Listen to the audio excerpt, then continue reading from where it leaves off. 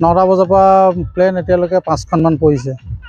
তাৰপৰা এখন আহিছিলে আপোনাৰ এই গাড়ী চাৰি অনা যে ডাঙৰখন মাল বস্তু অনা, তাৰপিছত হেলিকপ্টাৰ 2খন আৰু Sukhoi 2খন নামিছিলে। নামি মানে উঠি গ'ল। তাৰপিছত ভাল লাগিছে। মৰাণলৈ যে আহিছে 15টা। মোৰ ঘৰটো ইয়াৰ পৰা প্ৰায় 2 কিলোমিটাৰ। প্ৰগ্ৰেম গম পাওঁ, আমাৰ ভাৰতৰ মাননীয় প্ৰধানমন্ত্ৰী ডাঙৰীয়া মোদী কাইলৈ 14 তাৰিখে মিটিঙলৈ আহিব।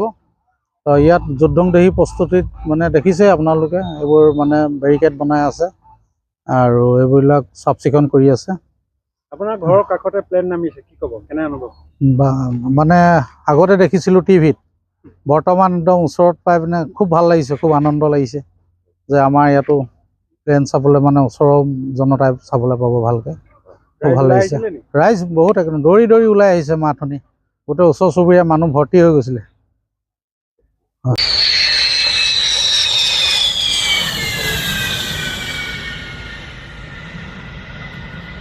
এইটো ভাল আছে।